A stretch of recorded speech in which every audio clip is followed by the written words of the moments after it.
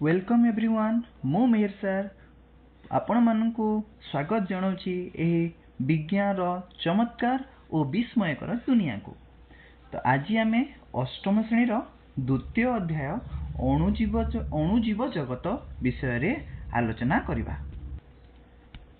अणुजीव जगत तो आमे पिले आम चारि पाखरे बहुत गुड़ाए जिनिस आमे देखुचे। से विधरु किछि जिनिस सजीव आउ किछि जिनिस निर्जीव। तो सजीव जिनिस मानक मध्यरे प्राणी एवं उद्भिद आसी थांती। तो सेमानंकर जगत को आमे अधिक भावरे जानिबा पई तांकु पर्यवेक्षण करिथाऊ, तांकु अनुध्यान करिथाऊ आउ तांकु आमे भल भाबे चिन्हि थाऊ एवं जानि थाऊ। तब एभली मध्य जीव जगत अछि जेउ जीव जगत को आमे आम आखिरे देखि पारू नाही। तो सेही जीव जगत को आमे अदृश्य जीव जगत बोली कहि थाऊ। अदृश्य आमे कहिबा काहे कि पिला माने कारण सेही जीव माने देखि पारुथवा एठी बहुत गुड़ाई जीवर फोटो गुड़ा दिया हिची। एही जीव माननकु आमे साधारणतः खाली आखिरे देखि पारिबा नाही, कारण सेमानंकर आकार बहुत क्षुद्र। छोट जीव माने से माने आकार रे बहुत छोट, तेणु तांकु आमे देखि पारिबा नाही। तो बहुत गुड़ाए जीव मानकर प्रथमटा इग्लिना, पारामीशियम, आपणकर बहुत गुड़ाए जीव एमिबा एठी अछि, स्पैरो गायरा अछि। ए सब अछंती जीव माने जेउ जीव मानकु आमे खाली आखिरे देखि पारू नाही। तो से विषय रे आमे अधिकरु अधिक पढ़िबा। तो आस पिला माने आरंभ करिबा एहर द्वितीय अध्याय अष्टम श्रेणीर द्वितीय अध्याय अणुजीव जगत। तो आमे मनुष्य आखि केवल एक निर्दिष्ट आकारर बड़ जिनिस देखि पारे, कारण बहु दिन धरी आम चारि पाखरे जेन छोट छोट जिनिस गुड़िक रही ताहाकू आमे देखिबा पई आम पाखरे कोनोसी जिनिस नथिला। तो सेही जिनिस को आमे कोन कहू, आमे मैग्निफाइंग ग्लास बोली कहू।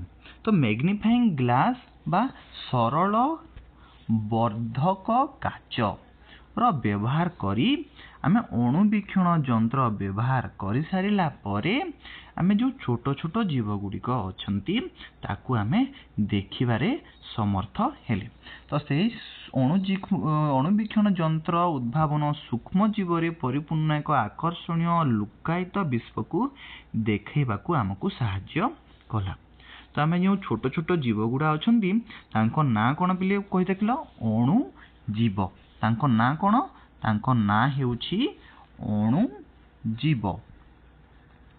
तार अर्थ कोन पिला माने अणु आउ गुटे हेउछि जीव। जीव माने तो जहार जीवन अछि। आउ अणु माने कोन, अणु माने हेउछि क्षुद्ररु क्षुद्र, अत्याधिक क्षुद्र, छोट छोट क्षुद्र। तो छोट छोट जीव मानकु आमे अणुजीव कहि थाऊ। आउ एई अणुजीव मानकु जहा साहाय्य रे आमे देखि थाऊ से मानकु कहा जाय, सेही यंत्र को कहा जाय अणुवीक्षण यंत्र। तो तुमे जीव जगत आश्चर्यजनक विविधता रे विषय रे आमे जानिछे, विषय रे आमे जानिछे, पूर्व क्लास रे पढ़ीछे। अति अति क्षुद्र जिनिस भी अछि और बहुत बड़ जिनिस मध्य आम पाखरे अछि। तो आस एक पर्यवेक्षण माध्यम रे आमे जानिबा जे वर्धक काच कि भली भाबे होइथाय कि भली देखा जाय। पिला माने आम प्रत्येक विद्यालय रे गोटे गोटे छोट परीक्षागारटे अछि। सेही परीक्षागार रे बहुत गुड़ाए जिनिस बा उपकरण गुड़िक थाए। से भितर गोटे उपकरण हेउछि कोनिकल फ्लास्क बा राउंड बॉटम फ्लास्क बोलिकरी भी मध्य कहा जाए, राउंड बॉटम फ्लास्क। तो राउंड बॉटम फ्लास्क रो ठिपी मध्य थाए। ता मध्य रे आमे जल भर्ती करी आमे ताकू जिते बेले देखो वर्तमान कोन करबा, से फ्लास्क जो अछि फ्लास्क रे आमे राउंड बॉटम फ्लास्क को नियो, ताकू जल पूर्ण करो, तापर ठिपी बंद करो, तापर ताकू नै बक्षर ऊपर रखिले चेष्टा कले देखि पारिबो जे से अक्षर गुड़िक कोन हबो बड़ बड़ भलिया देखा जीवो। से वर्धक काच भलिया से काम करिबो। छोट छोट पिंपुड़ी, जंदा पिंपुड़ी कि पिंपुड़ी किंबा आमे मशा माछी को मध्य आमे ता माध्यम रे देखि पारिबा। ଅନେକ ଦିନ ପର୍ଯ୍ୟନ୍ତ ଲୋକମାନେ ସେମାନଙ୍କ ଚାରିପାଖେ ଥିବା ସୂକ୍ଷ୍ମ ଜୀବମାନଙ୍କୁ ବିଷୟରେ ଜାଣିବା ପାଇଁ ଚେଷ୍ଟା କରୁଥିଲେ, କିନ୍ତୁ ସେମାନେ ଖାଲି ଆଖରେ ସେମାନଙ୍କୁ ଦେଖି ପାରୁନଥିଲେ। ତେଣୁ ଅଦୃଶ୍ୟ ଜଗତକୁ କିପରି ଆବିଷ୍କାର କଲୁ? ଆମେ ଆବିଷ୍କାର କଲୁ ସେହି ଅଣୁବୀକ୍ଷଣ ଯନ୍ତ୍ର ସାହାଯ୍ୟରେ। ତ ଆସ ପିଲାମାନେ ଦେଖିବା କିଭଳି ଭାବେ ଆମେ ତାହାର ଆବିଷ୍କାର କରାଗଲା ଯେଉଁ ଅଦୃଶ୍ୟ ଦୁନିଆଟି ଅଛି। ଏହା କଥା ହେଉଛି ପିଲେ 1665 ମସିହାର। ରବର୍ଟ ହୁକ୍ ନାମକ ଜଣେ ବୈଜ୍ଞାନିକ ଥିଲେ। ସେ ମାଇକ୍ରୋଗ୍ରାଫିଆ ନାମକ ଏକ ପୁସ୍ତକ ପ୍ରକାଶ କରିଥିଲେ। ଦେଖିପାରୁଥିବା ପିଲାମାନେ ସାଇଡରେ ଲେଖା ହେଇଛି ମାଇକ୍ରୋଗ୍ରାଫିଆ or some physical description of minute body made by magnifying glasses with observation and inquiry theorepian। ତ ଏଇଟା ତାର ବହିର ନାଁଟା ଦିଆ ହେଇଛି। ସେଠିରେ କ'ଣ ଲେଖା ହେଇଛି ଦେଖ, ମାଇକ୍ରୋଗ୍ରାଫିଆ ବୋଲି ଗୋଟିଏ ବହି ସେ ଲେଖିଥିଲେ। ସେ ବହିରେ ସେ ସୂକ୍ଷ୍ମ ପର୍ଯ୍ୟବେକ୍ଷକ କରିଥିଲେ ଆଉ ଛୋଟ ଛୋଟ ଜୀବମାନଙ୍କୁ ସେ ବିଷୟରେ ବିସ୍ତୃତ ଭାବରେ ଚିତ୍ର ଅଙ୍କନ କରିଥିଲେ। ତ ଯେଉଁ ଯନ୍ତ୍ର ସାହାଯ୍ୟରେ ସେ ଦେଖିଥିଲେ ସେ ଉପକରଣଟିକୁ ଆମେ ବର୍ତ୍ତମାନ ଅଣୁବୀକ୍ଷଣ ଯନ୍ତ୍ର ବୋଲି କହୁଛୁ, ମାଇକ୍ରୋସ୍କୋପ ବୋଲି କହୁଛୁ। ଓ ମାଇକ୍ରୋସ୍କୋପ ଜରିଆରେ ଆମେ ମାଇକ୍ରୋ ଅର୍ଗାନିଜମ ମାନଙ୍କୁ ଦେଖିବାରେ ସକ୍ଷମ ହୋଇଥାଉ। ତ ତାଙ୍କର ଅଣୁବୀକ୍ଷଣ ଯନ୍ତ୍ର ଜଣେ ବ୍ୟକ୍ତି କୌଣସି ବସ୍ତୁକୁ ଖାଲି ଆଖି ତୁଳନାରେ 200 ରୁ 300 ଗୁଣ ବଡ଼ କରି ଦେଖିପାରୁଥିଲା। ତ ସେ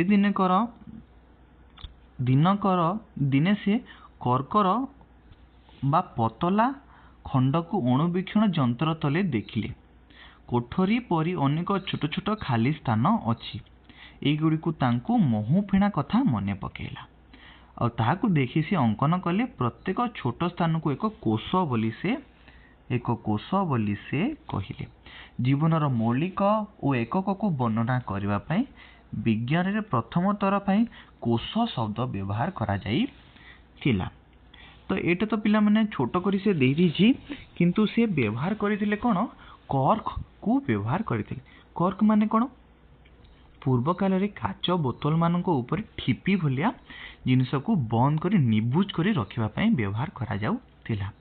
ସେହି କର୍କକୁ ବା କର୍କର ତାକୁ ବ୍ୟବହାର କରି ତାକୁ ପତଳା ଖଣ୍ଡରେ କାଟି ଅଣୁବୀକ୍ଷଣ ଯନ୍ତ୍ର ତଳେ ଦେଖିଲା ବେଳକୁ ସେ ବିଭିନ୍ନ କୋଠରୀ ଭଳିଆ ଜିନିଷ ସେ ଦେଖିବାକୁ ପାଇଥିଲେ। ସେଇଟାକୁ ସେ ଏଠି ବ୍ୟବହାର କରାଯାଇ ବର୍ଣ୍ଣନା କରାଯାଇଛି। ତାପରେ ପିଲାମାନେ 1660 ଦଶକରେ ପ୍ରାୟ ସମାନ ସମୟରେ ଡଚ୍ ବୈଜ୍ଞାନିକ ଆଣ୍ଟୋନି ଭାନ୍ ଲିଉଏନହିକ୍ ଉନ୍ନତ ଲେନ୍ସ ତିଆରି କରିଥିଲେ। ତାକୁ ବ୍ୟବହାର କରି ସେ କ'ଣ କରିଥିଲେ? ଉପଯୋଗୀ ଅଣୁବୀକ୍ଷଣ ଯନ୍ତ୍ର ତିଆରି କରିବାକୁ ସକ୍ଷମ ହୋଇଥିଲେ। ତ ସେ ବୀଜାଣୁ, ରକ୍ତକୋଷ ଭଳି କ୍ଷୁଦ୍ର ଜୀବନ୍ତ ଜୀବଗୁଡ଼ିକୁ ସ୍ପଷ୍ଟ ଭାବରେ ଦେଖିବା ଏବଂ ବର୍ଣ୍ଣନା କରିବା ପ୍ରଥମ ବ୍ୟକ୍ତି ଥିଲେ। ସେ ହେଉଛନ୍ତି କ'ଣ? ପ୍ରଥମ ବ୍ୟକ୍ତି ଯିଏ କି ଛୋଟ ଛୋଟ ବୀଜାଣୁ ଓ ରକ୍ତକୋଷକୁ ଦେଖିଥିଲେ। ଏହି କାରଣରୁ ତାଙ୍କୁ ଅଣୁଜୀବ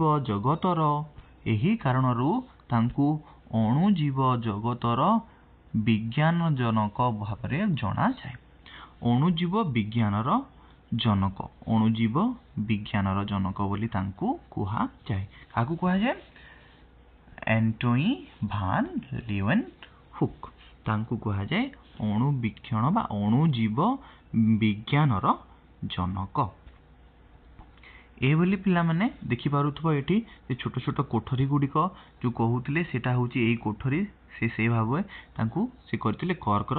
ଆଉ ଏଇଟା ହେଉଛି ସେ ଯେଉଁ ଆମ ମାଇକ୍ରୋସ୍କୋପ, ତାଙ୍କର ରବର୍ଟ ହୁକ୍ଙ୍କ ମାଇକ୍ରୋସ୍କୋପ ଓ ମାଇକ୍ରୋଭେଭ ପ୍ରସିଦ୍ଧ ଆଉ ସେ ମାଇକ୍ରୋସ୍କୋପଟା ଦେଖିପାରୁଥିବ ତୁମେ କେତେ ଛୋଟ, କେତେ ଅନୁନ୍ନତ ଅବସ୍ଥା ଥିଲା। ଏବେର ମାଇକ୍ରୋସ୍କୋପରେ ଏଇସବୁ ଜିନିଷ ଗୁଡ଼ା ନାହିଁ। ଆମେ ତାକୁ ଉନ୍ନତ କରି ତାକୁ ଆମେ କରିଛି, ତାକୁ ବ୍ୟବହାର ଏବେ କରୁଛି।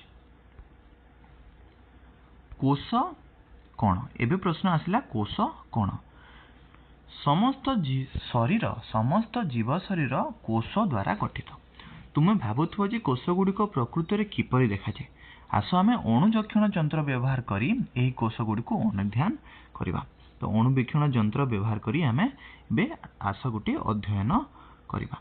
अध्ययन रही शिक्षक द्वारा प्रदर्शन। तो एटा पिला माने आमे जिते बेले पाठ पढुथिले एई सब जिनिस तो आम बही रे नथिला, किंतु आमे जिते बेले बड़ बड़ क्लास को गले से जगह रे आमे ताकू निजे प्रैक्टिकल करी देखिछि। एथिरे पिला माने तुमे पियाजर जो पियाज अच्छी पियाजर ताकू कहा जाए ओनियन पील बोली। तो पियाज दुईटी पाखुड़ा मध्य गोटे जरी भलिया गोटे पॉलिथिन भलिया गोटे जिनसटे बाहर ताकू ओनियन पील बोली कहा जाए। सही ओनियन पील को आमे नहीं देखि परिबा जे से भितर कोष गुड़िक किपरि अच्छी कोषर अध्ययन आमे किपरि करबा, कोष को आमे देखि परिबा जानि परिबा। एटा आमे प्रैक्टिकल करथिले। एठरे तुमर अच्छी तुमे आराम से शिक्षक द्वारा प्रदर्शन करा जाई पारिबो।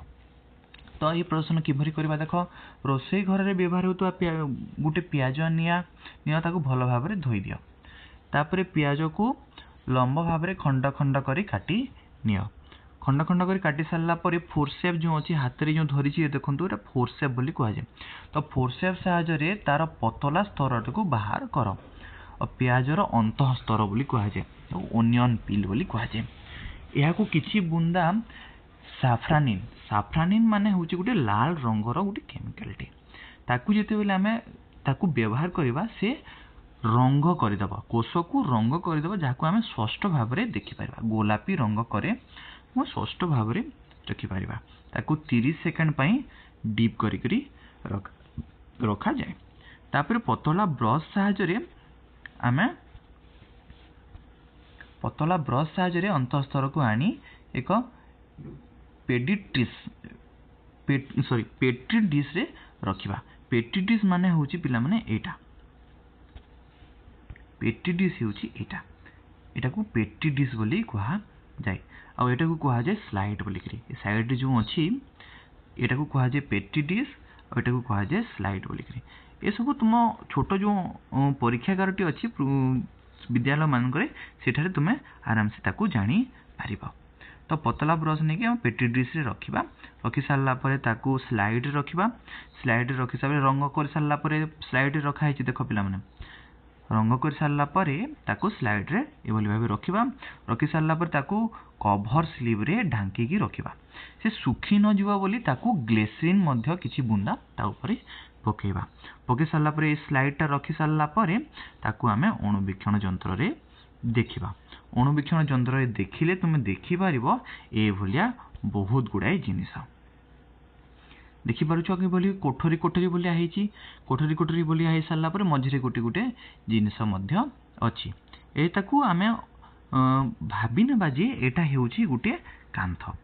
तुम देखि पारुथबो एटा हेउची गुटे कांथ सदृशर आमे भाबी नेबा ताकू कांथ सदृशर देखि पारुथबो कांथ बोलिया एटा हेची। तो कांथ रे जे बोली बहुत गुडाए कोन इटा नहीं कि कांथटा तैयारी हेची सेही बोलिया ए बोली बहुत गुडाए कोष को नहीं आम शरीर तैयारी हेची। आम कोन समस्तंकर शरीर से बोली तैयारी हेची।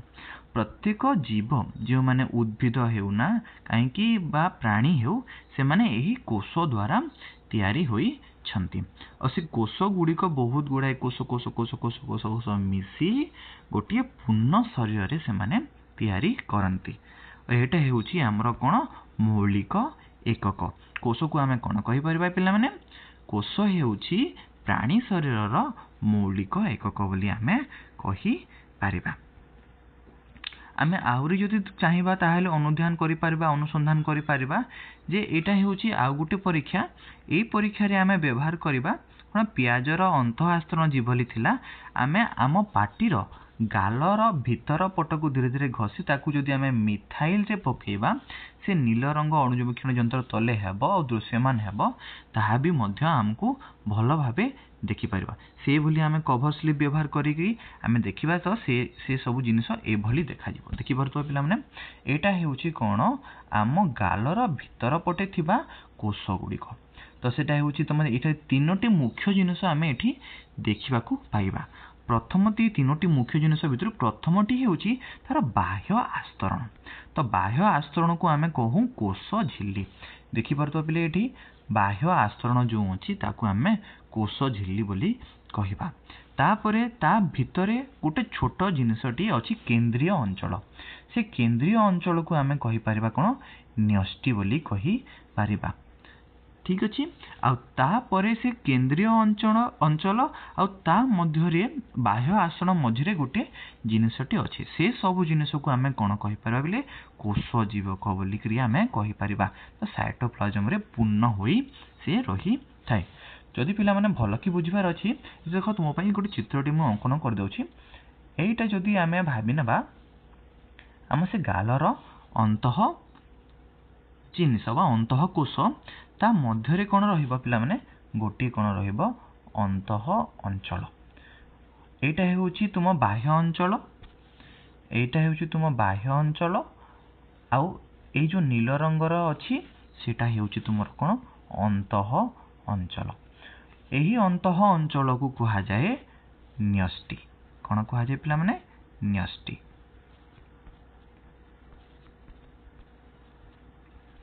एही बाह्य अंचल को कहा जाए झिल्ली। ताकू कहा जाए झिल्ली बोली। आ ता मध्यरे जहा गुडा रही गला एही सब जिनिस जहा रही जाईछि ताकू मु रंग करूछि। जेउ अंचल को मु रंग करूछि देखो पिला माने देखि परथो। तो एही जो अंचल को आमे रंग करूछि एही रंग अंचल को आमे कहूं कोष जीवक। कोन कहूं पिला माने कोष जीवक। एही रंग अंचल को कहा जाए कोष जीवक। कोन कहा जाए कोष जीवक बा साइटोप्लाज्म बोली करी कहा जाए। तो एइटा होछि तुमरा तीनोटी मुख्य अंश जेंटा कि हम अछि कोष झिल्ली बा तापर न्यूक्लियस आ गोटे होछि कोष जीवक बा साइटोप्लाज्म। एही परि भाबे कोषर मुख्य तीनोटी अंचल अछि। तो साइटोप्लाज्म रो कार्य गुडी को कोन तार ए सब जिनिस बाबदरे परे तुम क्लास गुडी करे अछि। तो कोष झिल्ली हम जो अछि कोष झिल्ली रो बाहरे मध्ये गोटे आस्तरण थाए जहा कि केवल उद्भिद कोषरे थाए। ताकू आमे कोष भित्ति बोली कहि थाउ। कोष मध्य एक गुरुत्वपूर्ण अंचल। आ साइटोप्लाज्म और न्यूक्लियस को घेरी कोष झिल्ली रही थाए। आ छोट छोट दाना जीवन प्रक्रिया पई समग्र सामग्री प्रवेश करे अदरकारी वस्तु को बाहर करे दिए। ए सब हेउची कोष झिल्ली रो गोटे गोटे कार्य। साइटोप्लाज्म रो अन्यान्य उपादान गुड़िक यौगिक गुड़िक थाए ता मध्यरे यौगिक गुड़िक थाए जेपरि कि श्वेतसार कार्बोहाइड्रेट्स प्रोटीन खनिज लवण और अन्यान्य अधिक जिनिस गुड़िक ता मध्यरे थाए साइटोप्लाज्म रो बा कोष जीवक मध्यरे थाए। तबे न्यूक्लियस मध्यरे घटुवा समस्त क्रियाकलाप गुड़िक नियंत्रण करी थाए। कोष मध्यरे जहाँ भी क्रियाकलाप हेबो से सब जिनिस को किए अनुध्यान करिवो न्यूक्लियस अनुध्यान करिवो बा न्यष्टि अनुध्यान करिवो। आ उद्भिद कोषरे कोष भित्ति कोन करे दृढ़ता और शक्ति प्रदान करे। तो पिला माने हमें मुख्यतः कोषर तीनोटी अंश विषय रे पढ़िले। प्रथमटी है कोष झिल्ली। कोष झिल्ली यह हेउची बाह्य आवरण। यह कोष को एक निर्दिष्ट आकार दिए और कोष भीतर को बाहर को आवश्यक पदार्थ यातायात को नियंत्रण करे। द्वितीयटी है पिला माने न्यष्टि। यह कोषर मझिरे थिबा एक गोलाकार अंश। यह समस्त क्रियाकलाप को एवं कोषर वृद्धि को नियंत्रण करी थाए। तापर पिला माने तृतीय रे हमें पढ़िले साइटोप्लाज्म। कोष झिल्ली और न्यष्टि मध्यरे थिबा जेली परि अंश को साइटोप्लाज्म कहा जाए। एथिरे पुष्टिसार श्वेतसार चर्बी भली उपादान गुड़िक और कोषर अत्यधिक जैविक प्रक्रिया घटी थाए एही स्थान रे। तापर पिला माने एहा परे आमे आ गुटे गुरुत्वपूर्ण विषय बाबदरे पढ़िले जहा हेउची कोष भित्ति। तो कोष भित्ति कोन पिला माने तो उद्भिद कोषरे कोष झिल्ली रो बाहरे आ एक शक्त आवरण थाए जहा को कोष भित्ति बोली कहा जाए। यह उद्भिद को कोष को दृढ़ता प्रदान करी थाए। जेहेतु उद्भिद कोषर डाल तार कांड टिके शक्त लगे आमको तार कारण होउची पिला माने कोष भित्ति या प्रत्येक कोष रे थाए और तार कार्य कोन तार जीवन रो रक्षणाबेक्षण पई अत्यंत जरूरी आ कोष को सुरक्षा दे थाए और ता सहित कोन अनेक प्रकार जैविक कार्य मध्य से संपादन करे। तो यह होउची पिला माने आमे जो तीनोटी मुख्य विषय पढ़िले बा आमे जेतेबेल के पढ़िले कोनटा आम पार्टीर भीतर अंश को जिते आम आनीचे आ देखीचे से जो तीनोटी जिनिस थिला तार मुख्य तीनोटी अंश जो थिला सेटा होची कोष झिल्ली न्यष्टि आउ साइटोप्लाज्म। आशा करुच्ची पिला माने तुमे माने भल कि आम छोट जीव जगत अदृश्य जीव जगत को बुझी पारुथिबो आउ एही चैनल को सब्सक्राइब कर लाइक कर आउ अधिक रु अधिक शेयर कर। तो तेणु सेति पई आमे तुम पाखक अधिक रु अधिक ए भलिया आकर्षणीय वीडियो मान पहुंचाई पारिबो। तो ए आज क्लास एठी रखुची पिला माने पुणी थरे देखा हेबा एवं नूतन आकर्षणीय जिनिस को उद्भिद कोष प्राणी कोषर विभिन्न जिनिस को नहीं सेति पर्यंत मते विदाय दियो। रहउची धन्यवाद।